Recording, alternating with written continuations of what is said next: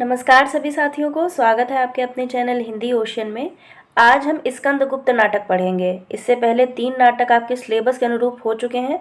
भारतेंदु जी के जो 2 नाटक लगे हुए हैं वो भी कंप्लीट कर चुके हैं। अब जयशंकर प्रसाद के तीनों नाटकों को हम लोग धीमे धीमे पढ़ रहे हैं। कल हम लोगों ने चंद्रगुप्त नाटक पढ़ लिया था। आशा करती हूँ कि आप पढ़ भी रहे होंगे, साथ ही साथ नोट्स भी बना रहे होंगे। कोशिश ये कीजिएगा कि ये PDF तो मैं आपको दे दूंगी, इसका कोई भी चार्ज नहीं है, लेकिन आपको स्वयं के भी नोट्स बनाने हैं। जैसे आपको किस प्रकार से नोट्स बनाने हैं, मैंने वो भी वीडियो बनाई हुई है। अगर वो वीडियो नहीं देखी है तो उस वीडियो को देख लीजिए। अब जैसे स्कंदगुप्त है, इसका प्रकाशन वर्ष कब हुआ, इसमें कब से कब तक की घटनाएं लिखी हुई हैं, और इसमें क्या क्या चीज़ें, कौन कौन से पात्र आए हुए हैं, या फिर इसकी जो मेन कथा वस्तु है वो क्या है। तो बहुत ही शॉर्ट तरीके से आपको अपने नोट्स बनाने हैं, ताकि PDF की भी ज़रूरत आपको एग्ज़ाम के 2 दिन पहले ज़रूरत ना पड़े। ठीक है, रिवीजन का एक सबसे अच्छा माध्यम यही है कि आप अपने नोट्स पर भरोसा रखिए और अपने नोट्स को इतना सारगर्भित रूप दे दीजिए कि सिर्फ मान लीजिए आपने अगर सोचा है कि हमको 1 घंटे में पूरी यूनिट 8 कंप्लीट करनी है, तो आप पूरे 1 घंटे में यूनिट 8 को कंप्लीट कर लीजिए। ये तभी हो सकता है कि जब आप अपने शॉर्ट नोट्स को बना करके पढ़ेंगे। तो चलिए शुरू करते हैं स्कंदगुप्त नाटक को पढ़ना। स्कंदगुप्त नाटक 1928 में प्रकाशित एक ऐतिहासिक नाटक है। तो 2 चीज़ें यहाँ पे देखने को मिलती हैं। सबसे पहले 1928 में इसका प्रकाशन हुआ था, और ऐतिहासिक नाटक की श्रेणी में यह आता है। ज़्यादातर जयशंकर प्रसाद के जो नाटक है वो ऐतिहासिकता की ओर उन्मुख है। स्कंदगुप्त नाटक में गुप्त वंश के सन 455 से लेकर के सन 466 तक के 11 वर्षों तक का वर्णन किया गया है। तो कब से कब तक का वर्णन है? 455 से 456 ईस्वी तक 11 वर्षों का वर्णन है गुप्त वंश साम्राज्य का। इस नाटक में लेखक ने गुप्तकालीन संस्कृति, इतिहास, राजनीति, संघर्ष, पारिवारिक कलह एवं षड्यंत्रों का वर्णन किया है। तो इसमें क्या क्या चीज़ दिखलाई है, परिलक्षित क्या क्या होती है? तो सांस्कृतिकता है, ऐतिहासिकता है, राजनीतिकता है, और पारिवारिक जो कलह है उसको दिखलाया गया है। स्कंदगुप्त हूणों के आक्रमण 455 ईस्वी से हूण युद्ध की समाप्ति 466 तक की कहानी है। तो ये याद रखिएगा, हूणों का जो आक्रमण हुआ था उसकी कहानी की कही गई है गुप्त साम्राज्य के अंतर्गत। तो ये समय याद रखिएगा, 455 ईस्वी से लेकर के युद्ध जो हूणों का था वो समाप्त हुआ था 466 ईस्वी तक। लगभग 11 वर्षों तक ये लड़ाई चली थी। गुप्त राजवंश का समय 275 ईस्वी से 540 ईस्वी तक रहा है। ठीक है, तो ये याद रखिएगा, समय जरूर याद रखिएगा। अब दृश्यों के नाम भी पूछे जाने लगे हैं, उसमें कितने अंक हैं किस नाटक में वो भी पूछा गया है। ठीक है, अभी पिछली ही जो पेपर हुआ है आपका दिसंबर वाला, उसमें पूछा गया था कि चंद्रगुप्त नाटक में जो चौथा अंक है उसमें कितने दृश्य हैं, है ना। इस प्रकार से पूछा गया था प्रश्न। हो सकता है इस बार स्कंदगुप्त से पूछ लिया जाए, इसीलिए अपने नोट्स को प्रॉपर बनाइएगा, हर पॉइंट को नोट कीजिएगा। लेकिन ऐसा नहीं कि पूरी रामकथा आप लिखने बैठ गए, छोटे छोटे पॉइंट्स में आप इसको लिख लीजिएगा। देखिए, मैंने भले ही आपको ये PDF प्रोवाइड मैं कर दूंगी, लेकिन इसमें से भी आपको बहुत सारे पॉइंट ढूंढने हैं और अपने नोट्स में शामिल करने हैं। नाटक का आरंभ स्कंदगुप्त के इस कथन से होता है, अधिकार सुख कितना मादक और सारहीन है। कौन कहता है? ये स्कंदगुप्त कहता है। और ये नाटक जब आप पढ़ेंगे, मूल टेक्स्ट को पढ़ेंगे, तब ये पहली ही लाइन है। जयशंकर प्रसाद के नाटकों में स्कंदगुप्त का महत्वपूर्ण स्थान है। स्कंदगुप्त एक ऐतिहासिक नाटक है। सन 1928 ईस्वी में रचित यह नाटक गुप्त वंश के प्रसिद्ध सम्राट स्कंदगुप्त के जीवन पर आधारित है। जब प्रसाद ने स्कंदगुप्त नाटक की रचना की तब देश पर अंग्रेजों का शासन था और आज़ादी की लड़ाई जारी थी। तो याद रखिए, 1947 में हम लोग को आज़ादी मिली और 1928 में ये रचना की गई है। तो स्वाभाविक सी बात है, उस समय अंग्रेजी शासन था। देशभक्ति की भावना के प्रसार द्वारा लोगों को ज़्यादा से ज़्यादा इस संघर्ष में शामिल किया जा सकता था। यह तभी संभव था जब लोग धर्म, जाति, भाषा और क्षेत्र के मतभेदों से ऊपर उठकर और एकजुट होकर अंग्रेजी शासन के विरुद्ध संघर्ष करते। उक्त उद्देश्य को ध्यान में रखते हुए प्रसाद जी ने स्कंदगुप्त नाटक की रचना की। तो याद रखिएगा, अंग्रेजों के शासनकाल में जब हूणों की लड़ाइयाँ हो रही थी और यवन आ रहे थे, और तो गुप्त वंश का क्या उस समय स्वरूप था वो इसमें दिखलाया गया है। स्कंदगुप्त नाटक निर्मित करते हुए प्रसाद ने इतिहास और कल्पना के समन्वय में भी अपनी मौलिकता का परिचय दिया है। नाटक में अंतर्वस्तु कहीं दर्शन और संस्कृति की अंतःप्रेरणा के दिग्दर्शन के रूप में संयोजित है। तो याद रखिएगा, ये पूर्णतः ऐतिहासिक नहीं है, कल्पना का भी समावेश इसमें देखने को मिलता है। जैसे बाणभट्ट की आत्मकथा हजारी प्रसाद द्विवेदी ने लिखी है ना, तो उसमें भी आपको जो ऐतिहासिकता है वो भी देखने को मिलेगी, और साथ ही साथ जो ऐतिहासिकता के साथ में जो कल्पना का मिश्रण है वो भी देखने को मिलता है। अब देखिए, स्कंदगुप्त नाटक में कुल 5 अंक हैं और 33 दृश्य और गीतों की संख्या 17 है। बहुत इंपॉर्टेंट लाइन है, ठीक है। अब इस लाइन को डायग्रामेटिकल वे में आप इसको बना लीजिएगा कि कुल कितने 5 अंक हैं, 33 दृश्य हैं टोटल मिला के 5 अंकों में, और अलग अलग अंक में कितने अंक हैं वो भी मैं बताऊंगी अभी। दृश्य और गीतों की संख्या कितनी है? दृश्य 33 है और गीतों की संख्या 17 है। बिल्कुल ये कंठस्थ हो जाना चाहिए और मुँह जबानी बिल्कुल याद कर लीजिए इसको, क्योंकि और ये याद तभी होगा जब आप शॉर्ट नोट्स में उसको बार बार देखेंगे, समझेंगे, तो ये याद हो जाएगा। गीतों की संख्या 17 है, याद रखिएगा।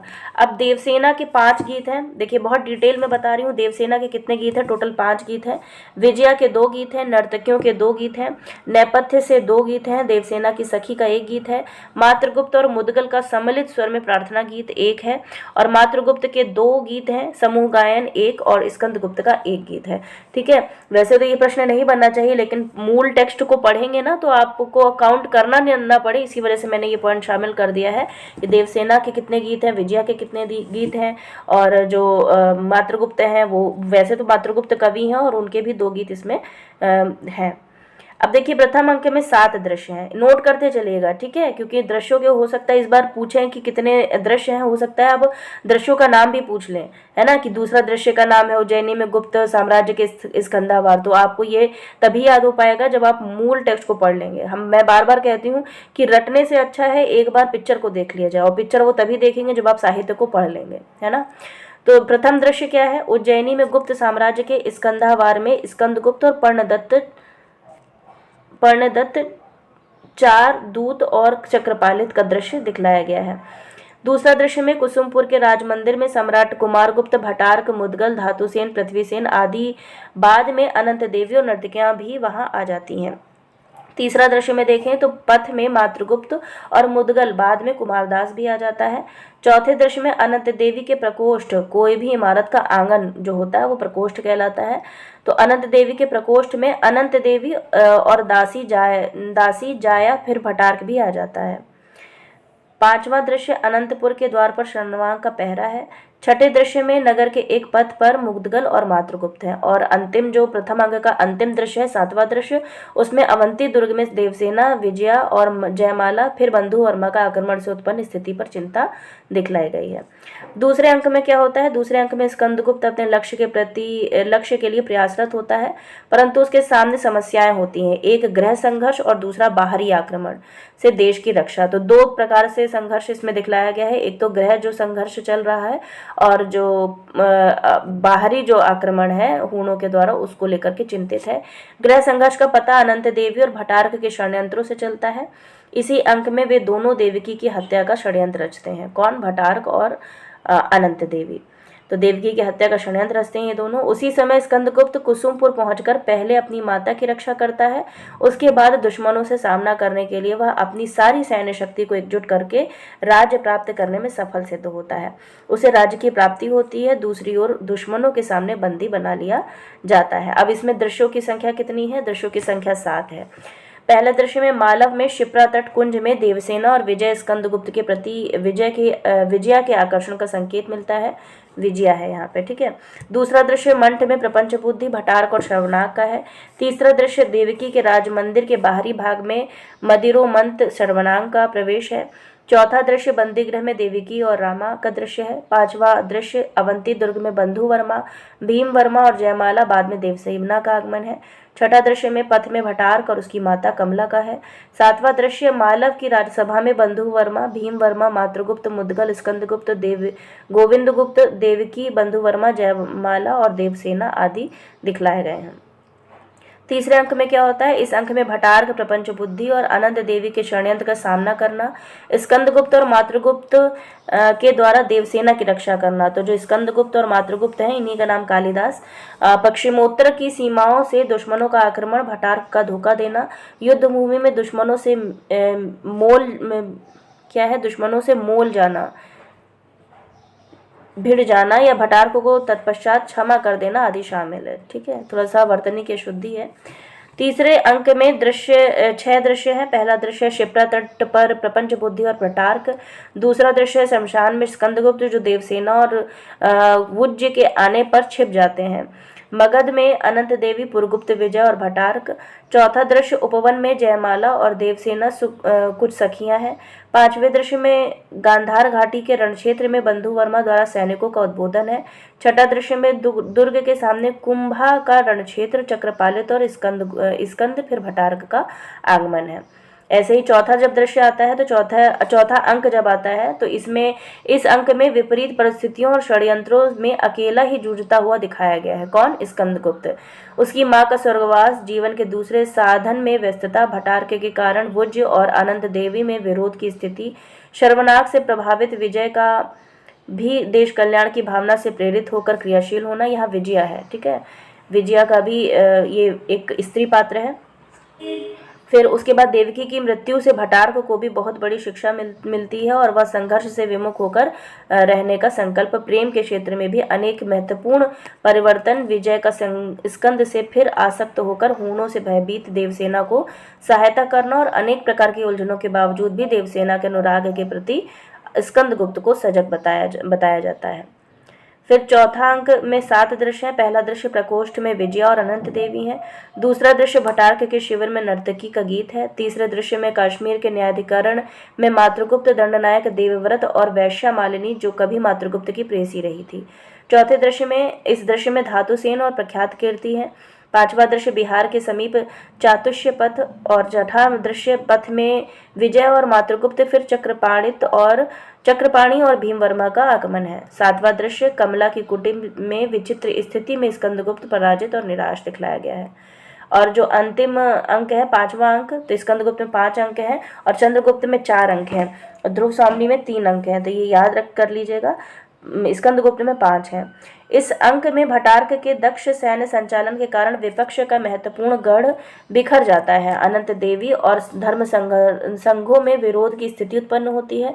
दूसरी ओर पर्णदत्त के सहयोग से स्कंदगुप्त को धनराशि की उपलब्धि, आर्यवर्त के गौरव की रक्षा, फिर रण क्षेत्र में ही पुरगुप्त को रक्त का टीका लगाकर पारिवारिक अशांति पर विजय प्राप्त करना और स्कंदगुप्त के सारे प्रयास सफल होता हुआ दिखाया जाता है। सामाजिक सफलता के रूप में सब कुछ पाकर भी नायक अपने व्यक्तिगत जीवन में अतृप्त की पीड़ा से त्रस्त है। देवसेना के चरणों पर अपना सर्वस्व लुटाने वाले स्कंदगुप्त को देवसेना इसलिए उपलब्ध नहीं हो सकी क्योंकि उसे मालव राज के सम्मान का बड़ा ध्यान था। स्कंदगुप्त आंसू बहाता रह जाता और स्कंदगुप्त के करुण अच्छावास से ही नाटक का अंत हो जाता है। 5वें अंक में 6 दृश्य हैं, ठीक है। पहला दृश्य कौन सा है? पथ में मुदगल का स्वागत और अनेक सूचनाएं मिलती हैं। दूसरे दृश्य में कनिष्क स्तूप के पास महादेवी की समाधि के निकट पर्णदत्त, फिर एक नागरिक। तीसरे दृश्य में अत्यंत संक्षिप्त दृश्य है जिसमें वेश बदलते हुए मातृगुप्त, भीमवर्मा, चक्रपाणी, कमला, स्कंद आदि की भीड़ दिखलाई जाती है। चौथे दृश्य में अत्यंत संक्षिप्त दृश्य महाबोधि विहार में अनंत देवी, पुरगुप्त और प्रख्यात कीर्ति और हूण सेनापति दिखलाए गए हैं। 5वें दृश्य में रणक्षेत्र में स्कंद, भटार्क, चक्रपाणी, पर्णदत्त, मातृगुप्त, भीमवर्मा और सेना का आगमन है। छठा दृश्य में उद्यान के एक भाग में अकेली देवसेना स्वागत और वेदनापूर्ण गीत आह वेदना मिली विदाई गाती है। अब देखिए इसमें पात्र कौन कौन से हैं। वैसे तो मैंने आपको इसके माध्यम से बता दिया है पात्रों में कौन कौन है। तो सबसे पहले तो स्कंदगुप्त है। स्कंदगुप्त युवराज विक्रमादित्य जो नाटक के नायक हैं, वह स्वाभिमानी, नीतिज्ञ, देश प्रेमी, वीर तथा स्त्रियों का सम्मान करने वाला शासक है। फिर कुमारगुप्त मगध का सम्राट है। गोविंदगुप्त कुमारगुप्त का भाई है। पर्णदत्त मगध का महानायक है। चक्रपालित पर्णदत्त का पुत्र है। बंधुवर्मा वीर मालव के राजा हैं। भीमवर्मा बंधुवर्मा का भाई है। मातृगुप्त कालिदास काव्यकर्ता है। प्रपंच बुद्धि बौद्ध कपालिक है। शर्वनाग अंतर्वेद का विषयपति है। धातुसेन कुमारदास के रूप में सिंहल का राजकुमार है। तो सिंहल का राजकुमार धातुसेन है। पुरगुप्त कुमारगुप्त का छोटा पुत्र है। भटार्क नवीन महाबलाधिकृत हैं। पृथ्वीसेन मंत्री कुमारामात्य हैं और खिंगिल हूण आक्रमणकारी है, ठीक है। तो खिंगिल का नाम है हूण आक्रमणकारी के रूप में। मुदगल विदूषक है। प्रख्यात कीर्ति लंकाराज कुल का श्रमण महाबोधि विहार स्थित। देवकी कुमारगुप्त की बड़ी रानी तथा स्कंदगुप्त की माता है देवकी, जिसका षड्यंत्र रचाते हैं दोनों। अनंत देवी कुमारगुप्त की छोटी रानी तथा पुरगुप्त की माता है और दोनों ही मतलब एक तरीके से देखा जाए तो जो देवकी है वो स्कंदगुप्त की माँ है और जो अनंत देवी है वो कुमारगुप्त की माँ है और दोनों ही सौतेली हैं। ठीक है, मतलब एक तो इसकी माँ है स्कंदगुप्त की, और अनंत देवी जो है वो सौतेली माँ है किसकी, स्कंदगुप्त की। जयमाला बंधु वर्मा की पत्नी तथा मालव की रानी है। देवसेना बंधु वर्मा की बहन है। विजया मालव के धन कुबेर की कन्या है, भटार की पत्नी है। कमला भटार की माता है। रामा शर्वनाग की पत्नी है और मालिनी मातृगुप्त की प्रेयसी है। अन्य पात्रों में महाप्रतिहार है, महादंडनायक है, दंडी ग्राम का दंडनायक है, प्रहरी, सैनिक, सखी, दासी इत्यादि हैं। अब स्कंदगुप्त नाटक का उद्देश्य क्या है, तो पहला उद्देश्य यही है कि बाहरी लोगों से लड़ने के पश्चात विजयी होने पर सांस्कृतिक विजय, और दूसरा है उद्देश्य गुप्त साम्राज्य जब बिखर रहा था उस अवसर पर स्कंदगुप्त के रूप में एक वीर नायक का आना, उसके द्वारा अंग्रेज के पराधीन तत्कालीन समाज को एक रास्ता दिखाना। तो दो इसके मुख्य मुख्य उद्देश्य हैं। समीक्षा को देखते हैं। स्कंदगुप्त नाटक प्रसाद के अन्य नाटकों की भांति राष्ट्रीय भावना, देश प्रेम और मानव मूल्यों की स्थापना के उद्देश्य से लिखा गया है। इस नाटक की कथा वस्तु में 5 अंक 33 दृश्यों को स्थान दिया गया है।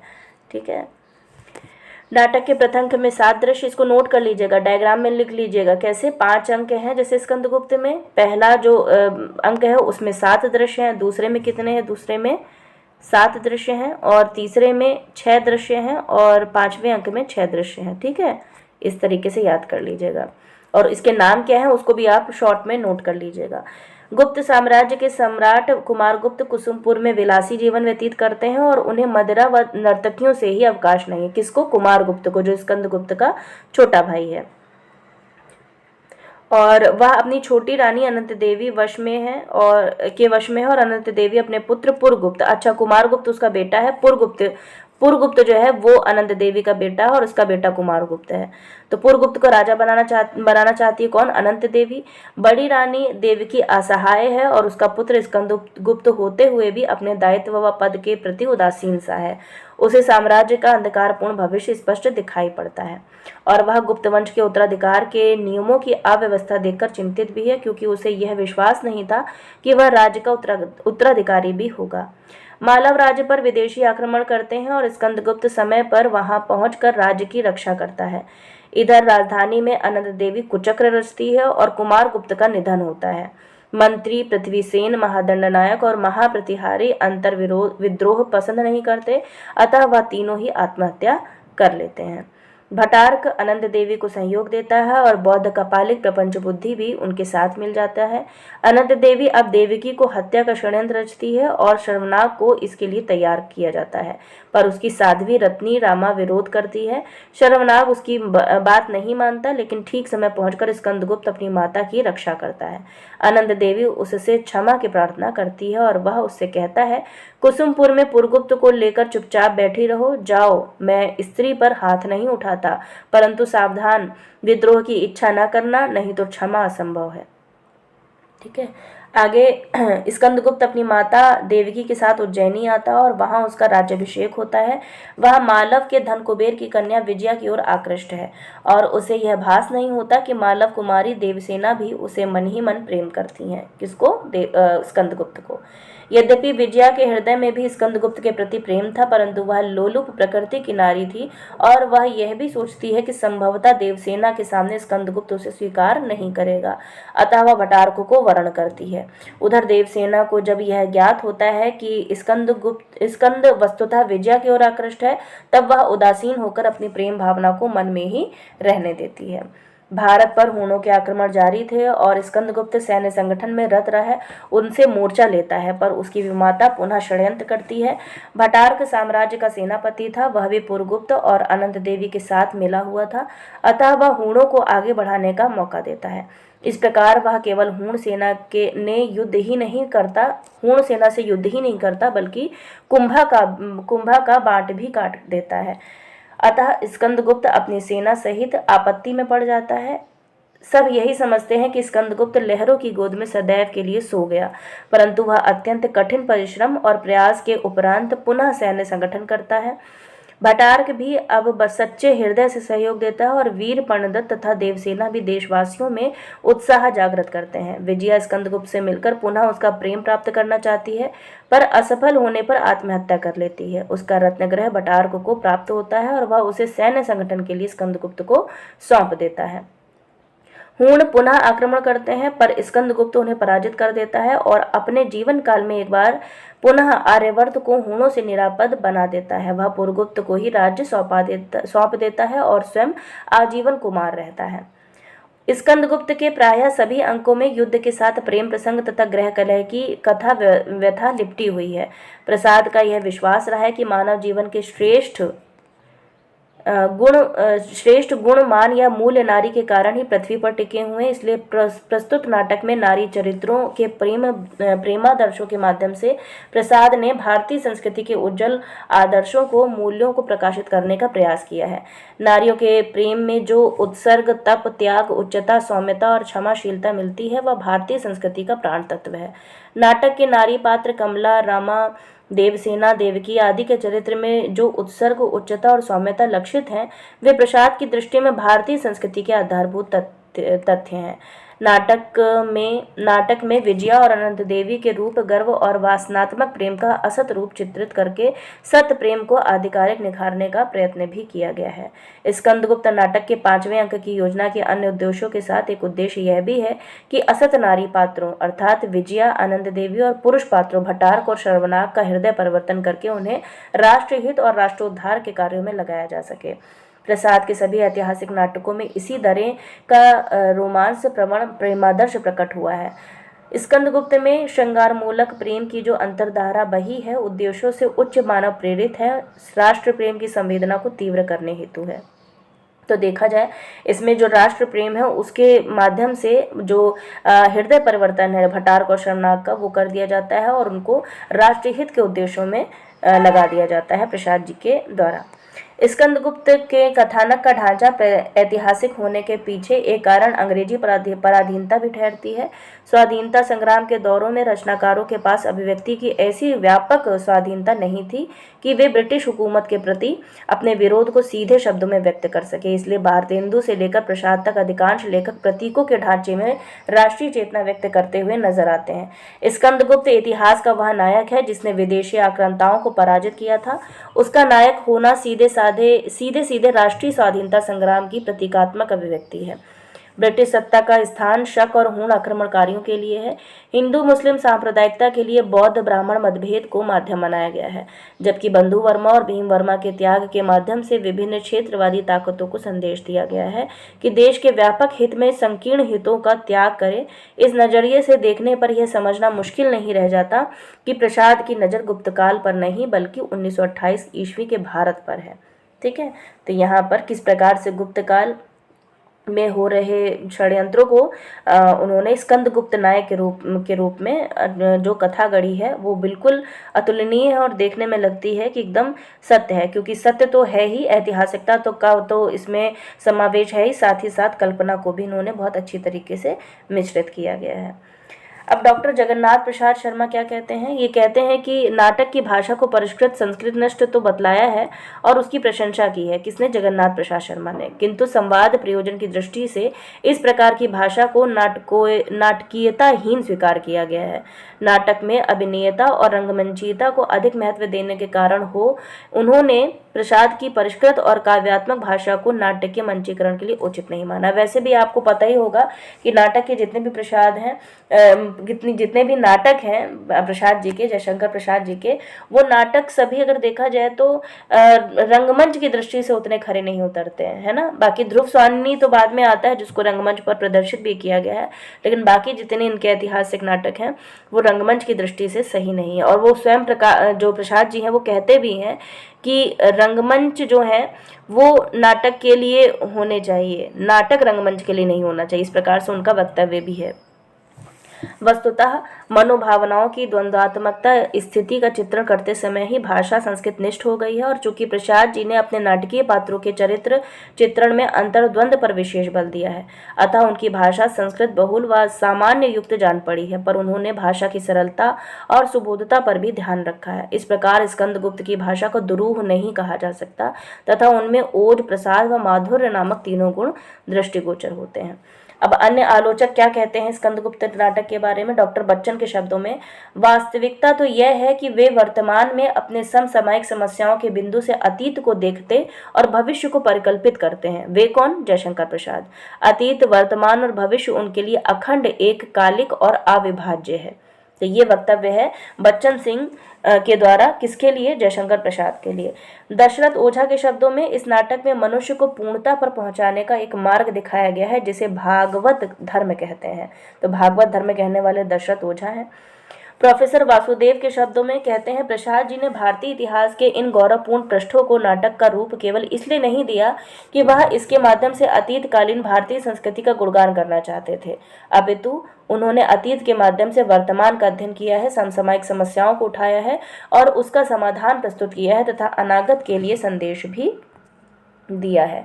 नाट्य रचना के प्रयोजन के संबंध में जयशंकर प्रसाद जी ने खुद विशाख की भूमिका में लिखा है। जो विशाखा नाटक है इनका, उसकी भूमिका में लिखते हैं प्रसाद जी, बहुत इंपॉर्टेंट होने वाला है ये वक्तव्य, कि इतिहास का अनुशीलन किसी भी जाति को अपना आदर्श संगठित करने के लिए अत्यंत लाभदायक होता है। मेरी इच्छा भारतीय इतिहास के अप्रकाशित अंश में से उन प्रकांड घटनाओं की दिग्दर्शन कराना है जिन्होंने हमारी वर्तमान स्थिति को बनाने का प्रयत्न किया है। ठीक है, तो ये प्रसाद जी का ही कथन है और किसकी भूमिका से उद्धृत है? विशाख की भूमिका से ही उद्धृत है। अब नाटक की ऐतिहासिकता के ऊपर देखते हैं कि कथा वस्तु के आधार पर प्रसाद जी के शब्दों में, तो प्रसाद जी स्वयं कहते हैं, पात्रों की ऐतिहासिकता के विरुद्ध चरित्र की दृष्टि जहां तक संभव हो सका है वही होने दिया गया है। फिर भी कल्पना का अवलंब लेना ही पड़ा, केवल घटना की परंपरा ठीक करने के लिए। उनके अनुसार उन्होंने कल्पना का सहारा उतना ही लिया जिससे कहानी को आगे बढ़ाया जा सके। सारे विद्वान भी इससे सहमत हैं। तो अपनी जो कल्पना शक्ति को दिखलाते हुए प्रसाद जी यहाँ पर स्पष्टीकरण दे रहे हैं। डॉक्टर नगेंद्र के शब्दों में, उनके अर्थात जयशंकर प्रसाद के नाटकों में पौराणिक युग के जन्मेजय का नागयज्ञ से लेकर हर्षवर्धन युग राजश्री तक के भारतीय इतिहास की गौरवमयी झांकी देखने को मिलती है। तो कहाँ से कहाँ तक बताते हैं नगेंद्र जी? जन्मेजय के नागयज्ञ से लेकर हर्षवर्धन युग, मतलब राजश्री में हर्षवर्धन युग को परिलक्षित किया गया है। तो यहाँ तक बताते हैं कि भारतीय इतिहास की गौरवमयी झांकी देखने को मिलती है। रामचंद्र तिवारी, डॉक्टर रामचंद्र तिवारी की किताब बहुत इंपॉर्टेंट है, मोटी किताब है, लगभग 1000 रुपये की आती है। वो भी इम्पॉर्टेंट है क्योंकि आधुनिक काल उसमें बहुत अच्छी तरीके से दिखलाया गया है। डॉक्टर रामचंद्र तिवारी के शब्दों में, प्रसाद के नाटक ऐतिहासिक तथ्यों की रक्षा करते हुए भी सांस्कृतिक वातावरण उपस्थित करने में पूर्णतः सफल है। उसमें राष्ट्रीय चेतना सर्वत्र देखी जा सकती है। फिर रामचंद्र शुक्ल का क्या कथन है? हमारे वर्तमान नाटक क्षेत्र में नाटककार बहुत ऊंचे स्थान पर दिखाई पड़े। स्वर्गीय जयशंकर प्रसाद जी और श्री हरिकृष्ण प्रेमी दोनों की दृष्टि में ऐतिहासिक काल की ओर रही। प्रसाद जी ने अपना क्षेत्र हिंदू काल के भीतर चुना और प्रेमी जी ने मुस्लिम काल के भीतर। बहुत अच्छी बात कही है शुक्ल जी ने। प्रसाद के नाटकों में स्कंदगुप्त श्रेष्ठ है और प्रेमी के नाटकों में रक्षाबंधन। ठीक है, तो हरिकृष्ण प्रेमी का नाटक है रक्षाबंधन, तो इन दोनों की ही एक तरीके से तारीफ करते हैं शुक्ल जी। डॉक्टर बच्चन क्या कहते हैं? उन्होंने कहा, जयशंकर प्रसाद ऐतिहासिक सांस्कृतिक नाटकों के माध्यम से अपनी संस्कृति, परंपरा और नए जातीय जीवन की जो प्रतिष्ठा की, यहाँ वर्तनी में अशुद्धि है, प्रतिष्ठा की, उससे हमारी अस्मिता को एक सृजनात्मक आकार मिला। तो ये बच्चन सिंह कहते हैं। अब पात्रों के आधार पर जयशंकर प्रसाद क्या कहते हैं? स्कंदगुप्त विक्रमादित्य होना प्रत्यक्ष प्रमाण से सिद्ध होता है। मातृगुप्त, कालिदास और धातुसेन को भी साक्ष्यों के आधार पर जयशंकर प्रसाद ने ऐतिहासिक पात्र माना है। भीमवर्मा, चक्रपाणी, पर्णदत्त, शर्वनाग, पृथ्वीसेन, खिंगिल, प्रख्यात कीर्ति, भीमवर्मा, गोविंदगुप्त आदि सभी ऐतिहासिक व्यक्ति हैं। जयशंकर प्रसाद जी ने केवल 2 पात्रों को कल्पित माना है। कौन कौन है?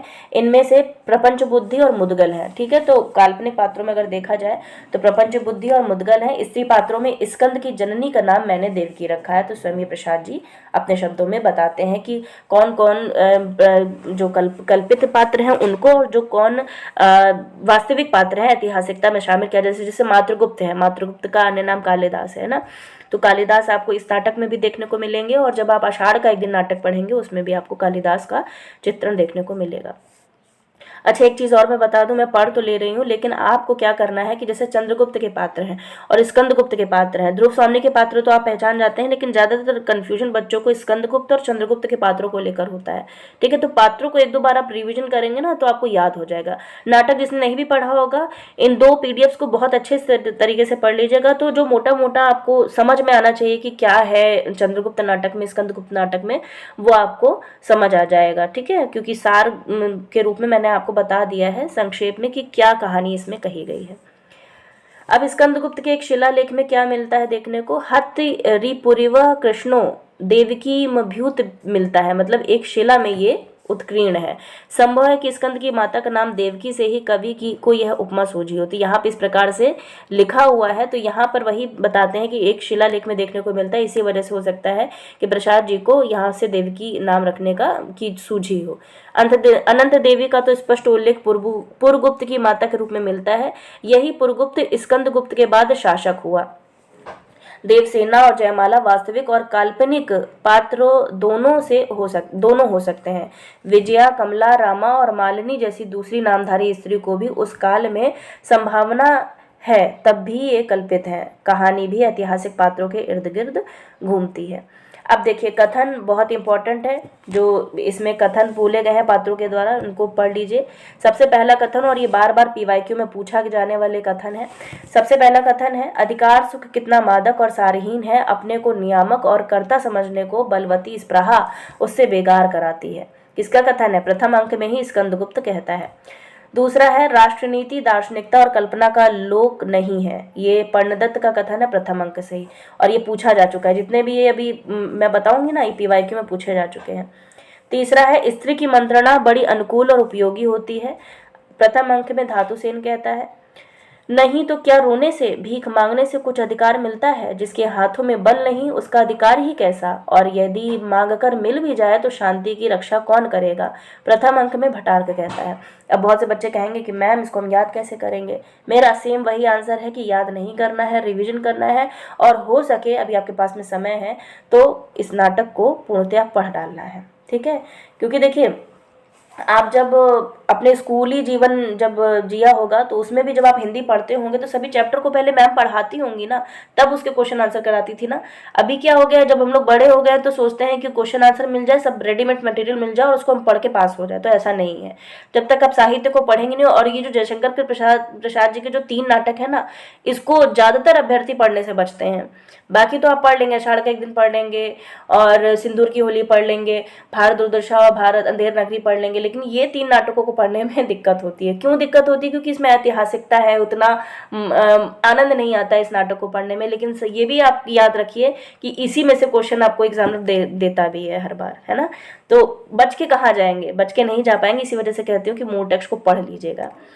अगला है, कविता करना अनंत पुण्य का फल है, ये भी पूछा जा चुका है। इस दुराशा और अनंत उत्कंठा से कवि जीवन व्यतीत करने की इच्छा हुई, ये मातृगुप्त का कथन है प्रथम अंक में। कवित्व वर्णमय चित्र है जो स्वर्गीय भावपूर्ण संगीत गाया करता है, अंधकार का आलोक से, असत का सत से, जड़ का चेतन से, और बाह्य जगत का अंतर जगत से संबंध कौन कराती है? कविता ही ना। प्रथम अंक में मातृगुप्त कहता है। 7वां है, और मनुष्य पशु नहीं है क्योंकि उसे बातें बनाना आता है, अपनी मूर्खताओं को छिपाना, पापों पर बुद्धिमानी का आवरण चढ़ाना आता है, और वाग्जाल को फांस उसके पास है। अपनी घोर आवश्यकताओं में कृत्रिमता बढ़ाकर सभ्य और पशु से कुछ ऊंचा द्विपद मनुष्य पशु बनने से बच जाता है। प्रथम अंक में मुद्गल का कथन है। कल्पना की भाषा के पंख गिर जाते हैं, मौन नीड़ में निवास करने दो, प्रथम अंक में मातृगुप्त कहता है। आगे है 9वां कथन, यदि यह विश्व इंद्रजाल ही है तो उस इंद्रजाली को अनंत इच्छा को पूर्ण करने का साधन यह मधुर मोह चिरंजीवी हो, प्रथम अंक में मातृगुप्त कहता है। अगला है, परिवर्तन ही सृष्टि है, जीवन है, स्थिर होना मृत्यु है, निश्चेष्ट शांति मरण है, प्रकृति क्रियाशील है, समय पुरुष और स्त्री की गेंद लेकर दोनों हाथ से खेलता है। पुल्लिंग और स्त्रीलिंग की समष्टि अभिव्यक्ति की कुंजी है। पुरुष उछाल दिया जाता है, उत्प्रेक्षण होता है, स्त्री आकर्षण करती है, यही जड़ प्रकृति का चेतन रहस्य धातु सेन का कथन है। कभी कभी इतना ही पूछ लिया जाता है ना, स्त्री जड़ प्रकृति का चेतन रहस्य। ठीक है, तो कहीं से भी कथन बन सकता है, तो पूरा पूरा टेक्स्ट को पढ़ना बहुत जरूरी है। एक बार टेक्स्ट पढ़ लेते हैं तो कन्फ्यूजन बिल्कुल नहीं रह जाता, और उसको समझ के साथ में अगर आप पढ़ लेते हैं तो बिल्कुल भी कन्फ्यूजन नहीं होगा कथन वाले कि हमको रटना है, किसने कौन सा कथन कहा। ये रटने वाला हिसाब किताब नहीं है, और तब भी एग्जाम में कन्फ्यूजन होगा कि कहीं मातृगुप्त होगा कि पर्णदत्त होगा। तो इसको कन्फ्यूजन बिल्कुल ना रहे, इस पिक्चर को समझ लीजिए तो आपको बिल्कुल भी परेशानी नहीं होगी परीक्षा भवन में। पुरुष है कुतूहल और प्रश्न, और स्त्री है विश्लेषण, उत्तर और सब बातों का समाधान। प्रथम अंक में धातु सेन कहता है। शुद्र हृदय जो चूहे के शब्द से भी शंकित होते हैं, जो अपनी सांस से ही चौंक उठते हैं, उनके लिए उन्नति का कंटकित मार्ग नहीं है। महत्वाकांक्षा का दुर्गम स्वर्ग उनके लिए स्वप्न है।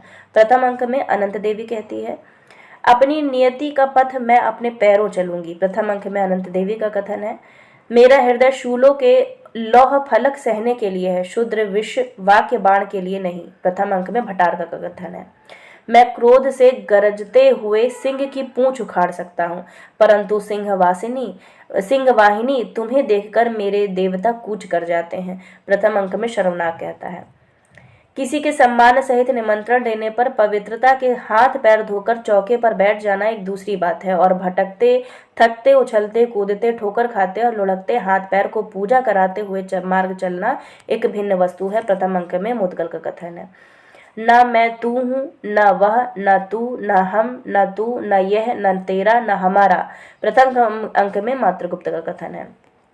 18वां कथन है, युद्ध क्या गान नहीं है, रुद्र का श्रृंगारी नाद, भैरवी का तांडव नृत्य और शस्त्रों का वाद्य मिलकर भैरव संगीत की सृष्टि होती है। जीवन के अंतिम दृश्य को जानते हुए अपनी आंखों से देखना, जीवन रहस्य के चरम सौंदर्य की नग्न और भयानक वास्तविकता का अनुभव केवल सच्चे वीर हृदय को ही होता है। ध्वंसमयी महामाया प्रकृति का वह निरंतर संगीत है, उसे सुनने के लिए हृदय में साहस और बल एकत्र करो।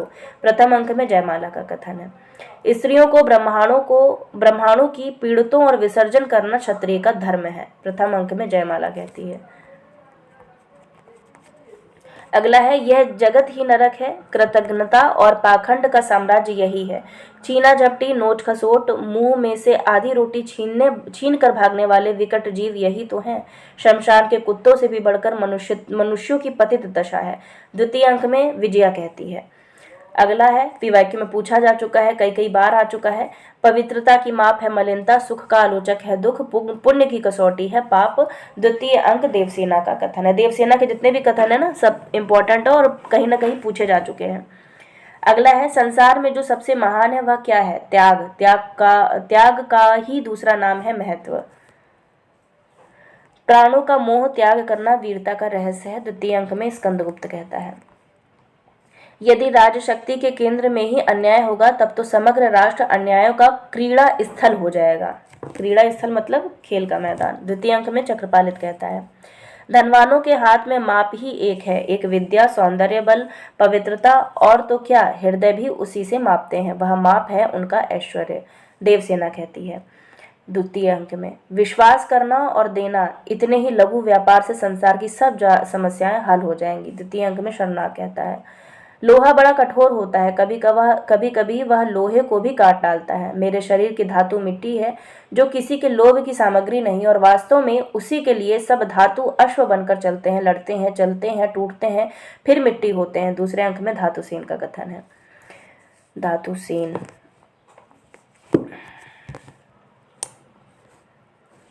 ब्राह्मण की मुक्ति भोजन करते हुए मरने में, बनियों की दीवालों की चोट से गिर जाने में, और शूद्रों को हम तीनों की ठोकरों से मुक्ति ही मुक्ति है। द्वितीय अंक में मुद्गल का कथन है। क्षत्रियों का कर्तव्य है आर्त प्राण परायण होना, विपद का हंसते हुए आलिंगन करना, विभीषिकाओं की मुसक्किया कर अवहेलना करना, और विपन्नों के लिए, अपने धर्म के लिए, देश के लिए प्राण देना। बंधु वर्मा का कथन है।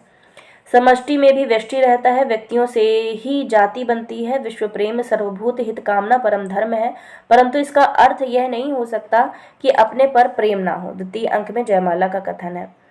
वीरता उन्माद नहीं है, आंधी नहीं है, जो उचित अनुचित का विचार न करती हो, केवल शश्व बल पर टिकी हुई वीरता बिना पैर की होती है, उसको दृढ़ भित्ति है, उसकी दृढ़ भित्ति है न्याय, गोविंद गुप्त कहता है। इस समय में केवल एक सैनिक बन सकूंगा, सम्राट नहीं, स्कंदगुप्त का कथन है। जाति तुम्हें पुकारती है सम्राट होने, सेनानी बनने के लिए, सम्राट के लिए नहीं, उद्गार युद्ध में, द्वितीय अंक में गोविंद गुप्त कहता है। अगला है, तुम्हारे अपराध हो तुम्हारे मर्म स्थल पर सैकड़ों बिच्छुओं के डंक को चोट करेंगे, द्वितीय अंक में स्कंदगुप्त कहता है। उपकारों की ओट से मेरे स्वर्ग को छिपा दिया, मेरी कामना लता को समूल उखाड़ कर कुचल दिया, विजया कहती है। बोर एक कान से तलवार की, वीर यहाँ वीर होगा, वीर एक कान से तलवारों की और दूसरे से नूपुरों को झनकार सुनते हैं, तृतीय अंक में भटार्क कहता है। यवनों से उधार ली हुई सभ्यता नाम की जाति उसी तरह पड़ी है जैसे कुल वधु वैश्या के चरणों में। इंपॉर्टेंट कथन है, ये सैनिक का कथन है, ठीक है। अभी तक तो नहीं पूछा गया है लेकिन हो सकता है पूछा जाए। विलासिता के पीछे आर्य को छोड़कर कोई नागरिक वैश्या के चरणों में, ठीक है, ये कथन है, वैश्या के चरणों। तो क्या है कथन, यवनों से उधार ली हुई सभ्यता नाम की जाति उसी तरह पड़ी है जैसे कुलवधु वैश्या के चरणों में, और विलासिता के पीछे आर्य को छोड़कर कोई नागरिक वैश्या के चरणों में। तो ये तृतीय अंक में सैनिक का कथन है।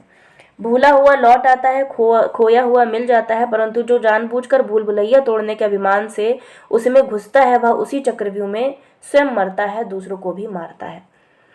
चौथे अंक में शर्वनाक का कथन है। सभी खुश रहें, सभी अच्छे स्वास्थ्य में रहें, सभी अच्छा देखें और किसी को कष्ट ना हो, धातुसेन का कथन है। आवश्यकता ही संसार के व्यवहारों का दलाल है। इंपॉर्टेंट है, छोटा है, पूछा जा सकता है, ठीक है। किसका कथन है, विजया का कथन है 5वें अंक में। आवश्यकता ही संसार के व्यवहारों का दलाल है। जिए तो सदा उसी के लिए, यही अभिमान रहे, यह हर्ष निछावर कर दें हम, सर्वस्व हमारा प्यारा भारतवर्ष, मातृगुप्त कहता है। आह वेदना मिली विदाई, मैंने भ्रमवश जीवन संचित मधुकुरियों की भीख लुटाई, लौटा लो यह अपनी थाती होगा यहाँ पे, थाती मेरी करुणा हा हा खाती, विश्व न संभलेगी यह मुझसे, इसने मन की लाज गंवाई, पंचम अंक में देवसेना गाती है। अगला है, कष्ट हृदय की कसौटी है, तपस्या अग्नि है, पंचम अंक में देवसेना कहती है। तो आज की कक्षा का समापन यही करते हैं, ठीक है। आशा करती हूँ कि बहुत सारी चीज़ें इसमें देखने को मिली हैं, और कोशिश ये कीजिएगा कि अपने शॉर्ट नोट्स बना लीजिएगा। मैं आपको पूरा जो PDF है ये टेलीग्राम चैनल पर सेंड कर दूंगी, अगर वहाँ पर अभी तक नहीं जुड़े हैं तो ज़रूर जुड़ जाइए। हालांकि ये 3 जो नाटक हैं ये ऐतिहासिकता की ओर ज़्यादा उन्मुख है, लेकिन फिर भी प्रश्न यहाँ से बनते हैं परीक्षा में, तो इन नाटकों को स्किप मत कीजिएगा, ज़रूर पढ़ लीजिएगा, ठीक है। मिलते हैं एक नए नाटक की ओर, तब तक सभी अभ्यर्थियों का हृदय की गहराई से प्रेमपूर्वक धन्यवाद।